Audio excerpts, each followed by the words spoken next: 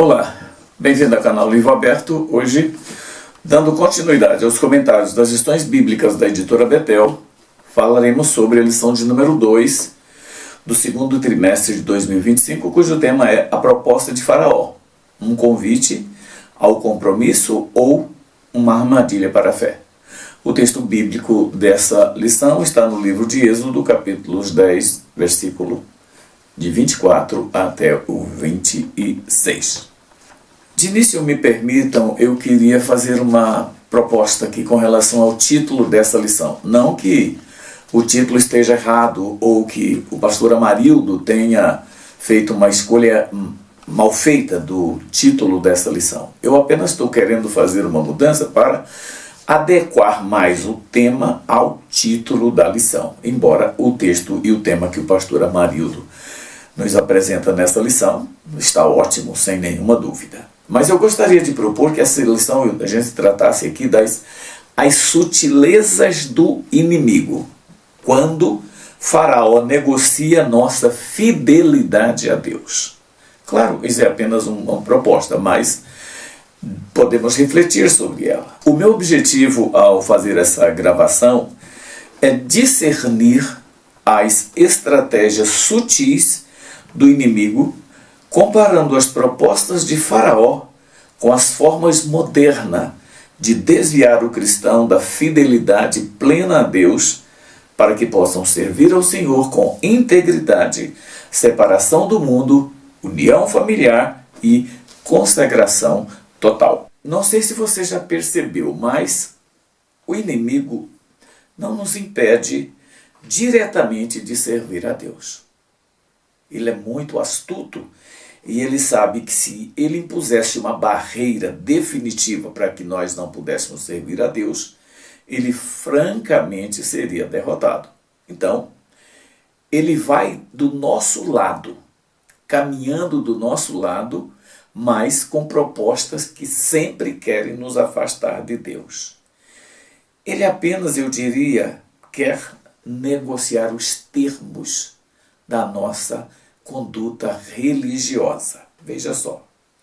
Da mesma forma que Faraó fez com Moisés, quando Moisés foi propor para tirar o povo do Egito, assim, muitos cristãos, sem perceber, estão sendo enganados. Paulo disse que ele age com muita sutileza. Ele é muito ardiloso ao fazer as coisas, como disse também o apóstolo Paulo. Mas uma coisa a gente pode perceber. Na narrativa do Êxodo, entendemos que ela não é apenas histórica, ela é também tipológica. O livro de Êxodo contém, para mim, mais do que a história da saída do pessoal do Egito. Ela contém algumas lições que nós precisamos ficar atentos a fim de não sermos seduzidos pelas propostas do maligno. Faraó, nesta lição, ele representa um tipo do inimigo espiritual que age para impedir o povo de Deus de servir ao Senhor com liberdade, com totalidade. Portanto, quando falamos de Faraó aqui, nós estamos apresentando um tipo daquele que é nosso inimigo no dia a dia.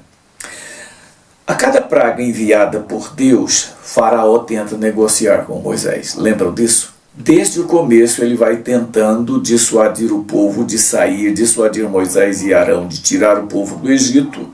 No final, já quando ele está percebendo que os seus deuses estão sendo derrotados e ele não tem argumentos para convencer Moisés do contrário que Moisés estava pedindo, então ele faz algumas concessões que, olhando à primeira vista, parecia até que eram razoáveis. Eu diria que ele estava com boas intenções ao oferecer aquelas propostas, mas por trás de cada proposta do inimigo há uma sutileza, há uma maldade impressionante que nós precisamos atentar. As estratégias, eu diria, de Satanás revelam aquelas sutilezas dele para enfraquecer a nossa fé. dividir as nossas famílias, manter laços com o mundo, porque o que ele não quer é que a gente se afaste do mundo completamente, quer impedir a nossa entrega completa a Deus. Às vezes ele permite uma coisa, às vezes ele permite outra, mas sempre ele quer estar no controle.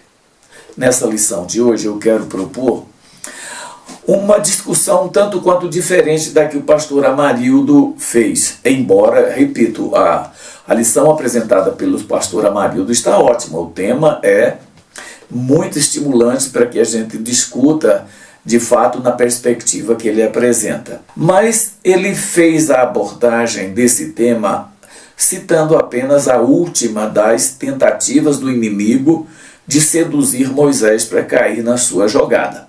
Eu gostaria de fazer uma análise mais um pouco abrangente, porque houve 4 ocasiões em que o inimigo faz propostas para Moisés a respeito do que ele estava querendo fazer, que era tirar o povo para sacrificar ao Senhor. Então, a postura de Faraó, desde o início, representa exatamente o inimigo, como ele tenta impedir o cristão de viver em plena obediência a Deus. Então, o foco da nossa lição precisa ser exatamente isso. Qual foi a primeira proposta de Faraó? Se você ler o versículo 25 do capítulo 8, o tema da nossa lição está no capítulo 10, quando se refere à última tentativa do inimigo. Mas aqui no capítulo 8, versículo 25, diz assim a palavra: Então chamou Faraó a Moisés e a Arão e disse: Ide, e sacrificai ao vosso Deus nesta terra. Veja, irmãos, o Egito, do ponto de vista tipológico, ele é o mundo. Na realidade, ali representa exatamente o mundo em que o povo de Deus está, em que o povo de Deus vive. E o que é que Faraó propõe? Não, vocês podem sacrificar, mas sacrifiquem aqui mesmo. Por que vocês precisam sair? Ao lermos os capítulos 8 a 10 de Êxodo, nós vemos Faraó, ele age de modo irredutível e manipulador ao mesmo tempo. Ele propõe, como eu disse, 4 alternativas para o povo de Deus não sair plenamente do Egito. Ele vai permitindo aos poucos, mas ele não quer que o povo saia do Egito.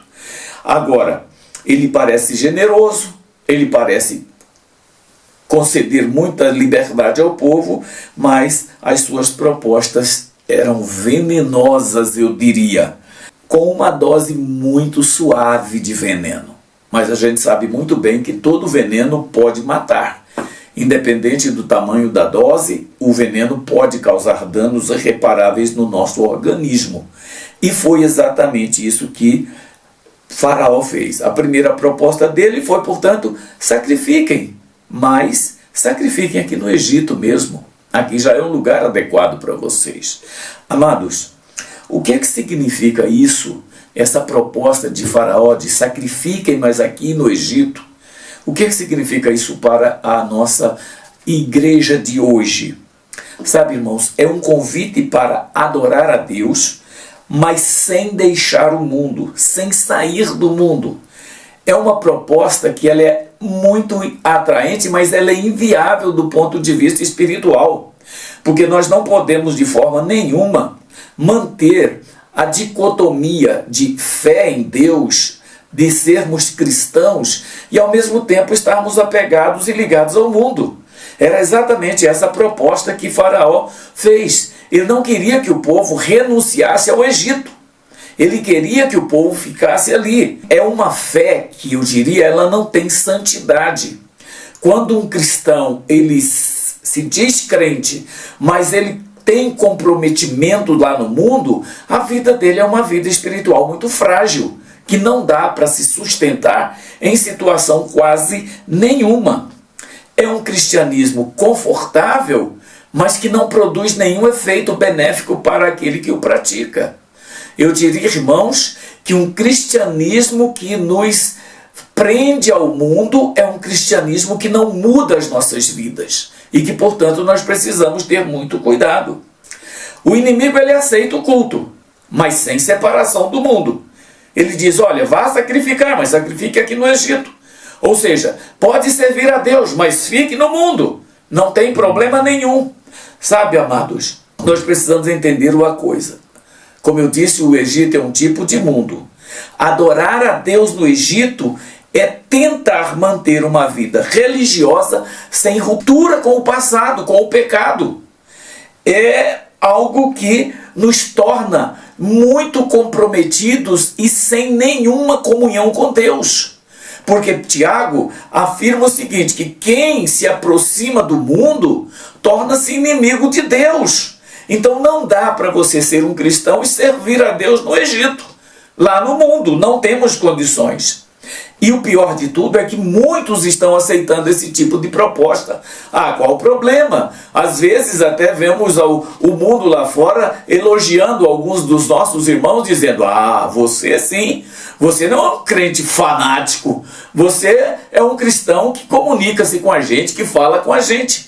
Irmãos, é muito perigoso quando o mundo nos faz propostas e nos elogia pela nossa conduta. Nós não somos do mundo, nós temos que ser inimigos do mundo. Paulo disse o seguinte, não vos conformeis com este mundo. O que significa isso, senão uma ruptura completa de tudo aquilo que nos prende lá fora. É isso que nós precisamos fazer.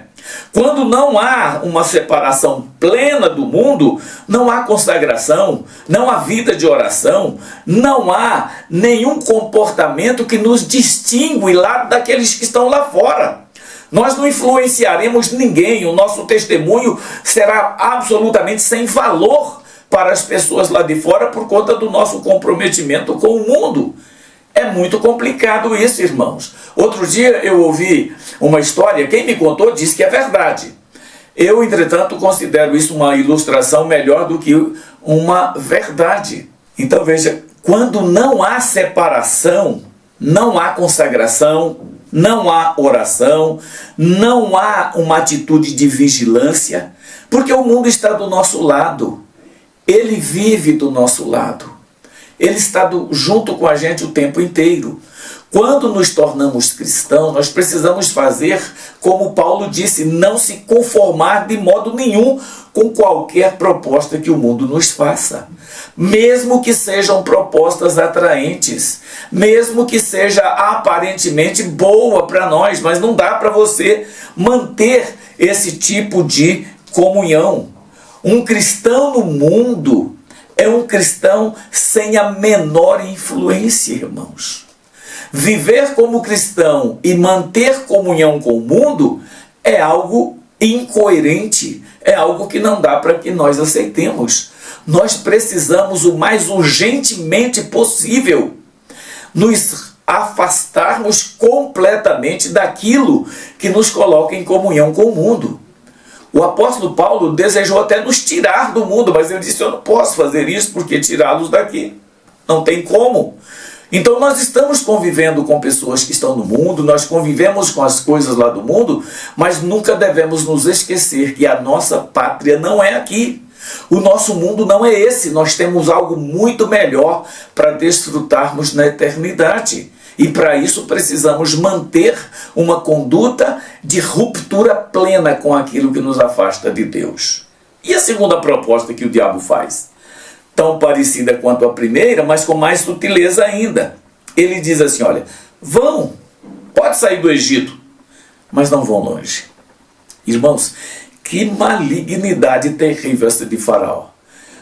Êxodo capítulo 8, versículo 28, diz exatamente isso, olha só. Então disse Faraó, deixar-vos-ei ir, para que sacrifiqueis ao Senhor vosso Deus no deserto. Somente que indo, não vá longe. Olha que maldade, irmãos. O inimigo até permite que a gente se afaste um pouco do mundo, que a gente saia do Egito, mas a gente não vai longe. É como se ele estivesse com uma corda segurando a gente, para que a gente vá até determinada distância, depois ele nos arrasta para trás. Ou nós nos afastemos definitivamente do mundo, ou nós não nos afastamos. Não dá para ter meio termo. Aqui não existe a cor cinza. Aqui é preto ou é branco. Não tem como você ficar nessa dicotomia de servir a Deus, mas não se afasta do mundo. Você até se desligou de algumas coisas. Por exemplo, você não bebe mais. Você não adultera mais. Mas existem outras atividades que você mantém o mesmo tipo de comportamento de antes. Isso é muito grave. A segunda proposta, portanto, vão, mas não vão longe, é um convite para ser crente, mas mantendo contato com o passado, e o inimigo diz exatamente essas coisas, sabe, irmãos? É como se ele estivesse nos dizendo o seguinte: seja crente, mas não seja fanático. Seja crente, mas não precisa ficar com essa história de oração, de leitura bíblica. Isso aí é bobagem. Deus abençoa todo mundo. Qual o problema de você não precisar de ficar lendo Bíblia e de oração? Você sabe muito bem que é muito difícil. A Bíblia é um livro complicado, cheio de metáforas, de figuras e tudo mais. Você nem vai entender direito. Fica tranquilo, basta você ouvir as mensagens lá no culto, basta você ir à escola bíblica dominical e ficar ali na classe. Não tem problema, pode ir. É isso que ele quer. Ele quer gerar crentes mornos. E a gente lendo no livro de Apocalipse, a carta de Laodiceia, a gente percebe que a ameaça é grave para quem não é definido. Ou você é crente ou você é frio, morno, não fica na presença de Deus. Crentes que combinam com o mundo, está na igreja, mas não larga o mundo, são crentes que não agradam a Deus, são crentes mornos, são crentes que estão já para serem afastados definitivamente da presença de Deus. Ir, mas não ir longe, é manter antigos laços e influências por perto. É a armadilha do meio termo. Irmãos, quantas pessoas há na igreja que vivem desse jeito? Continuam mentindo, continuam prejudicando pessoas, continuam passando os outros para trás, continuam fazendo negócios ilícitos, continua jogando nas loterias, continua fazendo de tudo que o mundo faz. São torcedores fanáticos de determinados times de futebol. Não tenho nada contra alguém que gosta de futebol ou que veja futebol, não tenho nada contra isso, mas eu acho que nós somos diferentes daqueles que estão lá fora levantando bandeiras dos clubes. Isso é um afastar-se do mundo, mas permanecer perto dele. Um cristão que fica indo para estádios de jogos de futebol, que vai a boates, até com pretexto às vezes de evangelizar, eu já vi isso, mas não é uma coisa adequada para um cristão. Sabe, amados, não vão longe o suficiente para impactar o mundo. Isso nos torna cristãos sem identidade definida. Não vão longe o suficiente para impactar o mundo, mas tampouco permanecem no Egito. Ficam meio que no limbo espiritual. Irmãos, esse lugar é muito perigoso. Talvez você fique em cima do muro, nem de um lado e nem do outro. Há uma historiazinha, uma ilustração que já ouvi várias vezes contar, eu não sei exatamente os detalhes, mas dizem que havia dois grupos de pessoas. De um lado, as pessoas gritando, apavoradas e sofrendo muito, e do outro, os cristãos que estavam ali tentando orar e prestar um culto a Deus. Havia também algumas pessoas em cima do muro.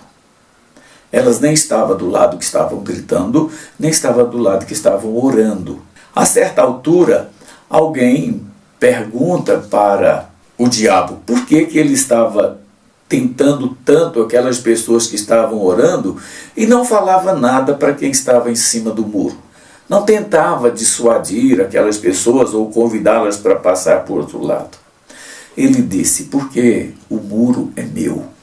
Ou seja, essa ilustração nos mostra que quem está em cima do muro está do lado de Satanás e não do lado de Deus.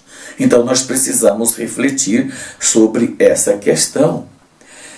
Há, além de tudo, quando nós estamos caminhando nessa dicotomia, um altíssimo risco de nós recairmos, de nós sairmos da presença de Deus e voltarmos definitivamente para o mundo. Como um tempo atrás eu estava conversando com uma adolescente já quase jovem na igreja, e falando sobre a conduta que devemos ter na presença do Senhor, a nossa frequência aos cultos, a nossa cooperação, enfim, na igreja. E ela disse: irmão Jacildo, eu posso te falar honestamente uma coisa. Eu sou um crente, mas eu não tenho muita atração pelas coisas na igreja. Eu diria para você o seguinte, disse essa irmã para mim: se eu estiver indo para a igreja no domingo e alguém me encontrar e me convidar para ir a uma festa, eu com certeza vou à festa. Eu disse: você precisa mudar, sua atitude está incorreta diante de Deus. Eu diria que é o seguinte: quanto mais perto do Egito a gente fica, mais forte é o apelo que ele nos faz para voltar. E Deus quer que a gente se afaste definitivamente dele. Olha o que Paulo disse na segunda carta aos Coríntios, no capítulo 6, versículo 17 e 18. Ouça: por isso saí do meio deles e apartai-vos, diz o Senhor. Não toqueis nada imundo e eu vos receberei. Eu serei para vós pai, vós sereis para mim filhos e filhas, diz o Senhor. Mas qual é a ordem inicial de Deus? Sair do meio dessas coisas. Esse mundo não pode nos pertencer. Nós não somos dele. Nós não temos comunhão nem intimidade nenhuma com ele. A terceira proposta de Faraó, ela é carregada de sutileza. Aparentemente ela é boa. Aparentemente ela é interessante. Mas olha só como ele diz. Então ele lhes disse, aqui é Êxodo capítulo 10, versículos 10 e 11. Então ele lhes disse: seja o Senhor assim convosco, como eu vos deixarei ir, a vós e a vossos filhos. Olhai que há mal diante da vossa face. Aqui ele começa a criticar. Não será assim. Quer dizer, eu não vou aceitar esse tipo de acordo com vocês. Vocês querem ir agora? Então vá. Mas vá somente os homens. Servir ao Senhor. Pois foi isso que vocês pediram. E Faraó, a Bíblia diz que expulsou Moisés e Arão da sua presença. Amados, o inimigo ele quer famílias divididas. Vá vocês os homens, mas o resto fica aqui. Ele quer exatamente isso. A terceira proposta, podem ir, mas somente os homens, era uma proposta de rachar a família, de dividir a família, e é exatamente isso que o diabo quer. Ele quer que nossas famílias, cada um faça do seu jeito o seu culto e preste culto a Deus da sua maneira. Sabe, irmãos, veja que essa vida familiar individualizada não ajuda de forma nenhuma a família. E quantos hoje seguem a Cristo, mas as suas casas continuam no Egito? Quantas pessoas, irmãos, estão aparentemente na igreja, mas as suas casas estão totalmente descompromissadas com Deus? Eu tenho muito cuidado, eu tenho muita preocupação quando eu ouço alguns testemunhos de cristãos. Eles dizem assim: olha, orem por mim para que Deus me ajude, porque na minha casa só eu sou crente. Irmãos, quando um servo de Deus diz só eu sou crente na minha casa, a gente pode ter quase certeza, não podemos afirmar exatamente, mas podemos ter quase certeza de que o testemunho dessa pessoa o compromete diante de Deus e diante da sua família. Então, muitas pessoas estão vivendo desse jeito. Quantas famílias divididas. Há hoje um comportamento bem moderno das famílias, que é o seguinte: o marido e a mulher congregam numa igreja e os filhos, adolescentes e jovens, vão para outras igrejas. E muitas vezes as igrejas em que frequentam são de linhas teológicas totalmente diversas. Por exemplo, uma pessoa que congrega na Assembleia de Deus e cujos filhos congregam, por exemplo, numa igreja presbiteriana, A probabilidade de haver atritos e opiniões muito divergentes quanto às doutrinas fundamentais da Bíblia é grande. Então o inimigo ele quer que a gente se divide, ele quer que só os homens façam a coisa, mas o lar fique sem o cuidado, o lar fique desprezado. Podem ir os homens, mas o lar fica aqui. A omissão do cuidado espiritual familiar é um dos trunfos mais sutis que o inimigo usa. Ele permite que algumas pessoas vão para a igreja, mas no fundo ele quer controlar todo mundo. Nós precisamos, irmãos, observar um detalhe. Deus sempre quer a nossa família junta. Não dá para você ir para uma igreja deixando seus filhos e sua esposa indo para outra igreja. E muitas vezes isso acontece porque as mães, muitas vezes, elas querem ajudar os filhos a se manterem na igreja e deixam o seu marido ir para uma igreja e elas vão para outra. Isso torna a família dividida, isso torna os hábitos espirituais dentro de casa complicados. Por exemplo, é muito difícil fazer o culto doméstico, é muito difícil combinar as coisas relativas à vida espiritual. Veja o que Josué declarou, um texto dos mais citados nas Escrituras. Eu e a minha casa serviremos ao Senhor. Não é só Josué, é ele e a família. A salvação que o Senhor oferece, irmãos, ela é para toda a nossa família. Lembra do carcereiro de Filipos? Quando ele perguntou para Paulo, o que é que eu faço agora? Diante daquele episódio conhecido nosso, que foi a prisão de Paulo e Silas, e milagrosamente eles foram tirados da cadeia. Paulo disse simplesmente, aliás, Paulo e Silas disseram assim, crê no Senhor Jesus e será salvo, tu e a tua casa. A bênção, irmãos, não é só para um, é para toda a nossa família. Agora, chegamos enfim à quarta proposta. Essa é uma das propostas também muito sutis e com um detalhe interessante. Aqui muita gente acha que o diabo está certo. Sabia disso? Veja só. Êxodo capítulo 10, versículo 24 diz assim, então Faraó chamou a Moisés e disse, ide, servi ao Senhor. Pronto, pode ir. Quer ir para a igreja? Então vá. Eu não vou impedir vocês de ir para a igreja, vocês podem ir para a igreja, congreguem todos juntos, vão toda a família para a igreja, participem de tudo lá na escola bíblica, participem dos cultos à noite, participem das atividades, se envolvam na igreja. Mas ele tem uma sutileza, ele tem uma carta na manga, quando ele diz assim, olha, servi ao Senhor, somente fiquem vossas ovelhas e vossas vacas. Vão também convosco as vossas crianças. Pronto, na proposta anterior era só os homens, agora pode ir todo mundo. Mas o que é que vai ficar no Egito? A riqueza, o patrimônio, os bens daquelas famílias. Aqui há uma incoerência muito grande, irmãos, porque nós não podemos servir a Deus sem colocar diante dele, à disposição dele, tudo o que nós temos. O inimigo diz assim, sirva a Deus, mas não envolva seus bens. Para quê?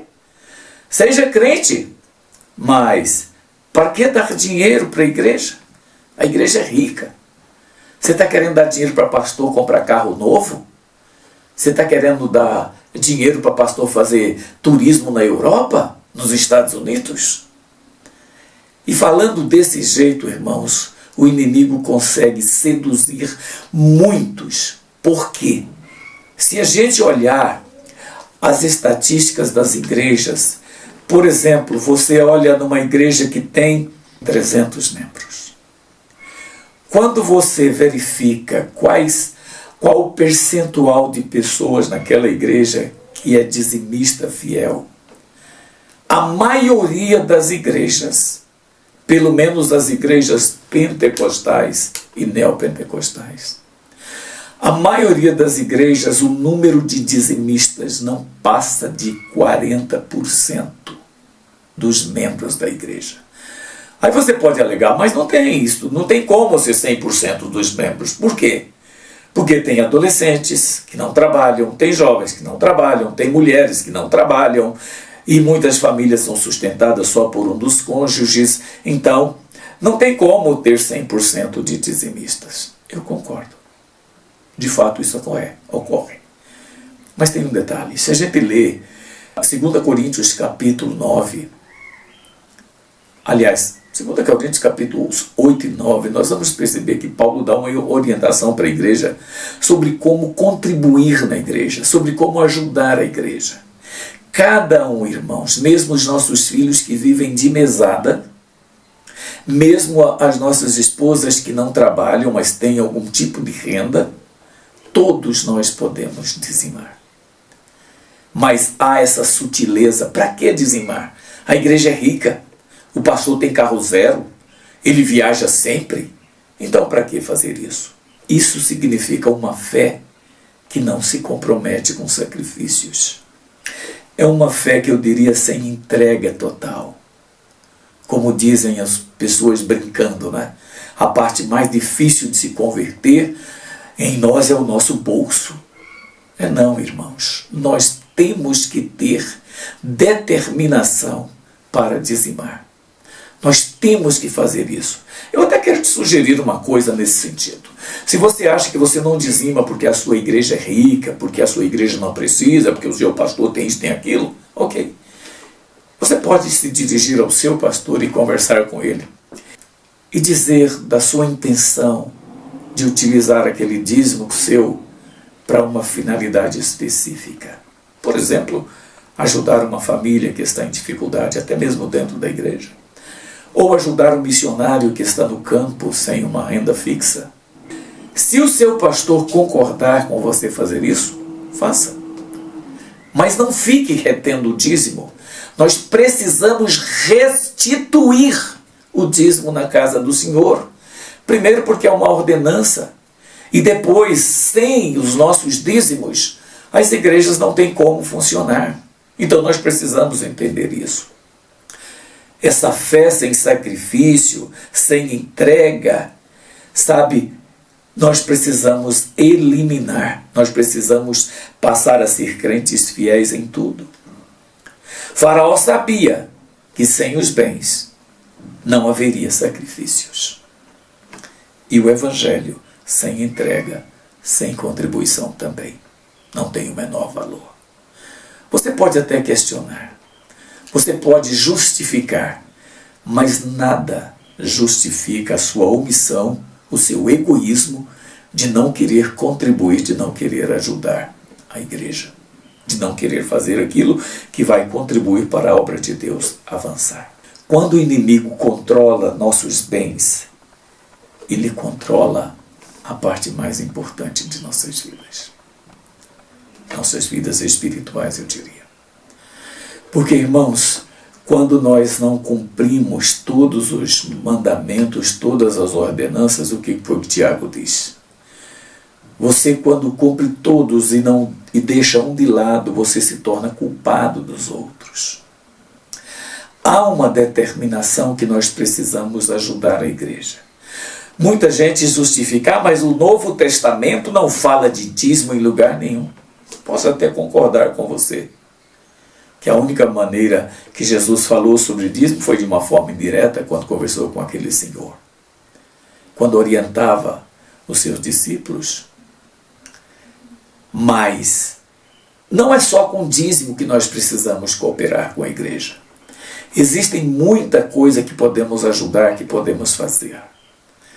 E um detalhe interessante é que quando você tem dificuldade de restituir o dízimo, de contribuir financeiramente, você também não tem disposição para estar presente nas programações da igreja. Você é muitas vezes omisso nisso também. Às vezes, irmãos, a gente pensa que as propostas do inimigo são até boas nessa situação aqui, mas nós precisamos ter muito cuidado Porque Deus requer de nós não apenas a nossa presença, Ele requer a nossa inteira dedicação a Ele. E Moisés, nesse caso, quando o faraó propõe que eles podem ir, mas deixe os rebanhos ali no Egito, olha o que Moisés disse. Êxodo capítulo 10, versículo 26, ele diz assim: havemos de levar conosco também os nossos rebanhos. No outro lugar ele diz: nenhuma unha vai ficar aqui. E ele justifica: porque deles havemos de tomar para servir ao Senhor. Olha só que coisa interessante. De onde Moisés estava dizendo que eles iriam tomar as coisas para oferecer o sacrifício? Dos bens que eles tinham. E por que nós queremos fazer diferente? Porque nós não queremos aceitar que a responsabilidade de manutenção da igreja é nossa.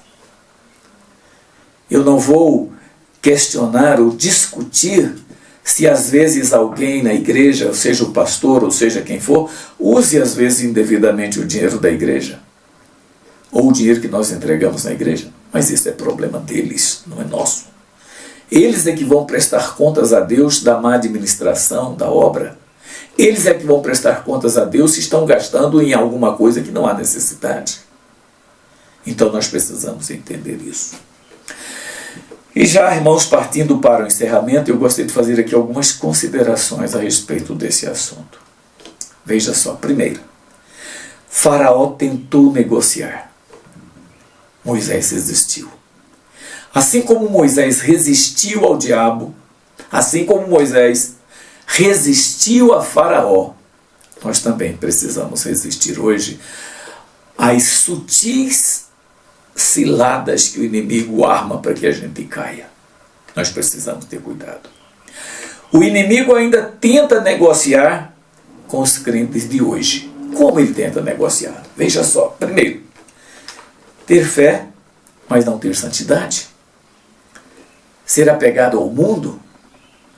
Ser uma pessoa que tem muita comunhão com eles lá fora. Compromisso, mas não é um compromisso intenso. Pode ir, você vai para a igreja, mas você está bem perto do mundo. Você está dentro da igreja, mas o seu pensamento está todo lá fora.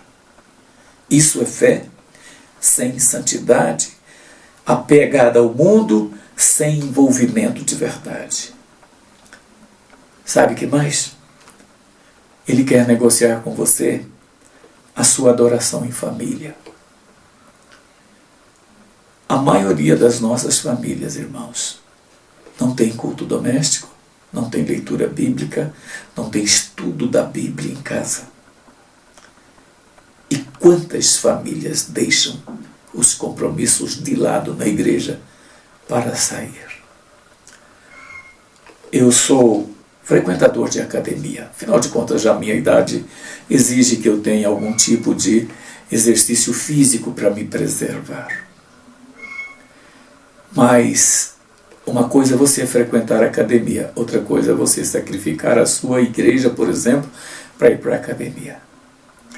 Algum tempo atrás eu pastoreava uma igreja e notei a ausência de alguns irmãos nos cultos de doutrina da igreja. Um dia encontrei com uma moça exatamente no dia de doutrina e a indaguei. Ô, minha irmã, por que você não está indo nos cultos de doutrina? Tenho percebido a sua ausência. Ela disse: pastor, eu não posso, porque exatamente no horário do culto de doutrina eu estou na academia. Sabe, irmãos, a nossa vida espiritual não está bem quando nós preferimos uma academia a um culto, um jogo de futebol a uma reunião de oração, um filme ou uma série ao invés de estar na igreja cooperando e servindo. O inimigo quer tudo isso. Ele quer um culto sem entrega, sem dízimos, sem ofertas, sem nada. Veja que as propostas de Faraó são, na verdade, armadilhas que ele usa para nos prender e nos pegar.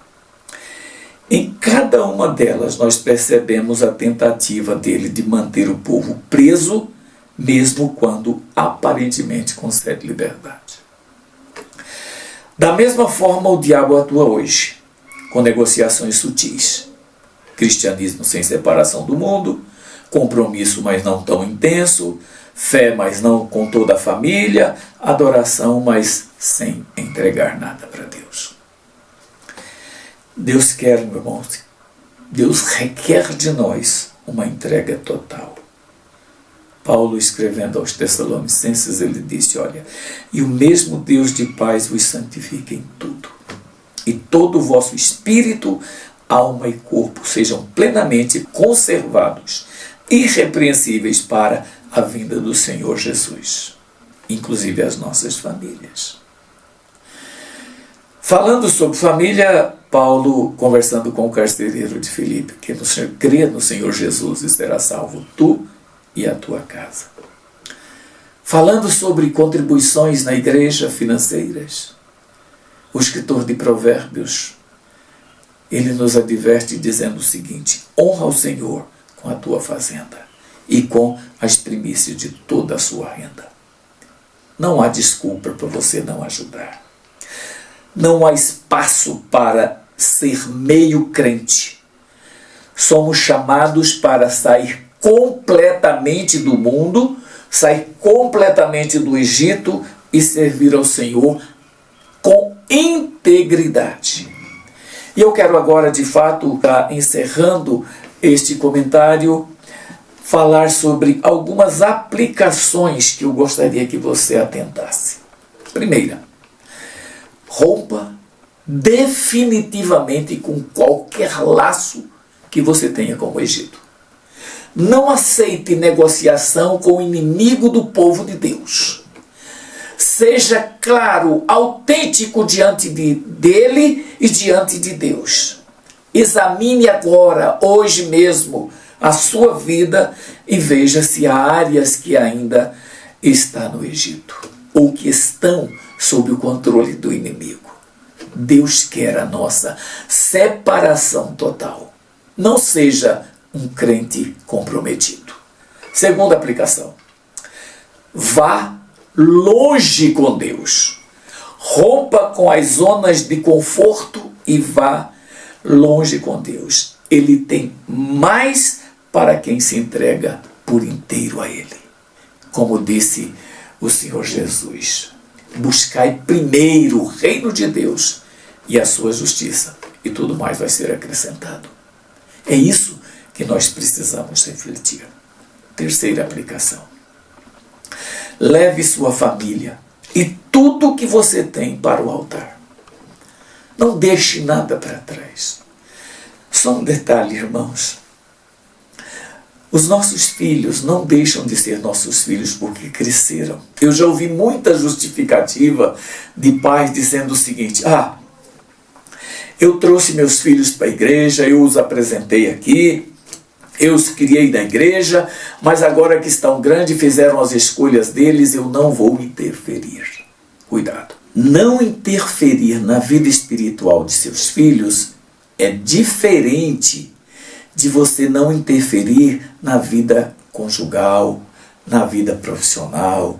Os nossos filhos podem escolher casar com quem eles quiserem, como disse Paulo, desde que seja no Senhor. Eles podem trabalhar em qualquer lugar, desde que seja um trabalho digno. Eles podem fazer concurso para qualquer área.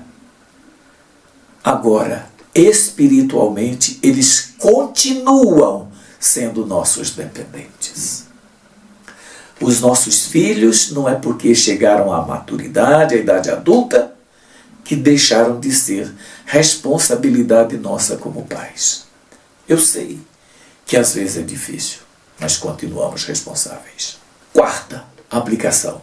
Não aceite os acordos do diabo. Diga como Moisés: nenhuma unha ficará. Nada que o diabo quiser de nossas famílias, de nossas vidas, nós vamos deixar na mão dele. Que o Senhor te abençoe. Que você reflita sobre esta lição e que você coloque a sua vida, os seus bens e toda a sua família na presença de Deus de verdade.